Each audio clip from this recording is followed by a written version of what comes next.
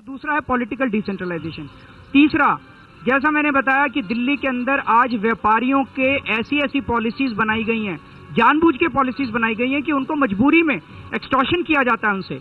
इन policies को बदला जाएगा so that scope for corruption, जो भ्रष्टाचार करने के जो दरवाजे हैं सरकार के अंदर, वो बंद हों। और चौथा, टेक्नोलॉजी का इस्तेमाल किया जाएगा। और भी सर, अगर आप लोगों के दिमाग में और कोई जहन में आए कोई सुझाव, आप लोग हमें बताइए।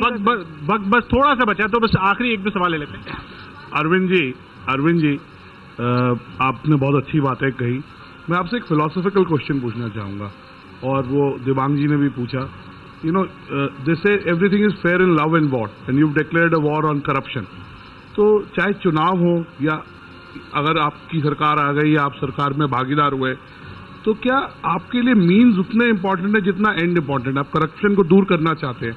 मैं आपसे एक स्पष्ट उत्तर चाहूंगा कि मीन्स वर्सेस एंड में आप is everything is fair in love and war? No sir, means are very important. और ये मैं कहने के लिए नहीं कह रहा, हमारी 2 साल की लड़ाई ने हमको यही दिखाया है। हमारे पास कुछ नहीं था सर, ये बर्बाद कर देते हम लोगों को। केवल सच्चाई का साथ नहीं छोड़ा हम लोगों ने कभी अपने आप को धोखा नहीं दिया। और उसी वजह से आज अगर आप सच्चाई के रास्ते पे चलो तो फिर भगवान आपका साथ देता है। और इसीलिए आज हम लोग जो भी कर पा रहे हैं। जैसा मैंने बताया कि हमारे पास कुछ भी नहीं था, लेकिन एक प्राकृतिक शक्ति है जो मुझे कई बार लगता है इस पूरे आंदोलन का संचालन कर रही है। तो इसीलिए ये भी उम्मीद है कि अंत में जीत सच्चाई की होगी। ये प्राकृतिक शक्ति अगर ऐसी स्थिति में पहुंचा दे कि सरकार बनाने के लिए एक का साथ लेना पड़े। आप बार बार कह चुके हैं हम किसी का साथ नहीं देंगे, ना कांग्रेस का ना बीजेपी का, लेकिन अगर किसी का साथ लेना पड़े और उससे आपका काम होता हो तो आप करेंगे? सर, मैंने बताया कि हम नहीं करेंगे, पर बीजेपी और कांग्रेस को हम अपील करते हैं कि वो दोनों मिलके इंस्टेबिलिटी की पोजीशन ना करें, वो दोनों मिलकर सरकार बनाएं इस बार। आप समर्थन नहीं करेंगे, किसी भी हालत में नहीं करेंगे? आप किसी का समर्थन लेंगे भी नहीं लेंगे।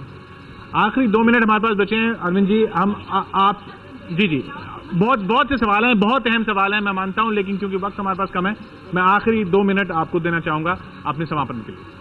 मैं केवल ये कहना चाहता हूं जी, ये लड़ाई हम अपने लिए नहीं लड़ रहे हैं। ये हम लोग जितने भी लोग लगे हुए हैं, अपना सब कुछ दांव पे लगा के लगे हुए हैं। अपना तन मन धन सब कुछ हम लोगों ने दांव पे लगाया है। अभी कुछ दिन पहले मेरे से एक आदमी ने भी पूछा था, कहता है केजरीवाल जी आपने सोचा है कि अगर आप ये चुनाव हार गए तो क्या करोगे? मैंने कहा जी ये मुझे नहीं सोचना, ये आपको सोचना है कि अगर हम चुनाव हार गए तो आप क्या करोगे, फिर आपके और आपके बच्चों के भविष्य का क्या होगा। 1977 के अंदर एक मौका आया था और आज 40 साल लग गए दूसरा मौका आने में। आप सब लोगों से, हमारे अंदर 100 कमियां हैं जी, हम भगवान नहीं है, खुदा नहीं है, हम इंसान हैं, हमारे अंदर 200 कमियां हैं। लेकिन एक चीज है, आज हमारे सबसे कट्टर दुश्मन भी कहते हैं इनकी नीयत साफ है, हमारी नीयत साफ है। इसलिए जितनी भी कमियां हैं, ये सर्कल है सर, इस सर्कल के अंदर हम काम कर रहे हैं। आप बाहर बैठ के हमें क्रिटिसाइज मत कीजिए, सर्कल के अंदर आइए, आप जो कहेंगे हम जो सुझाव देंगे हम सारे सुझावों पे लागू करने के लिए तैयार हैं। लेकिन इस सर्कल के अंदर आइए और हम सब मिलकर इस भारत को सुधारने की कोशिश करते हैं। बहुत बहुत शुक्रिया। बहुत बहुत शुक्रिया आपका भी अरविंद जी।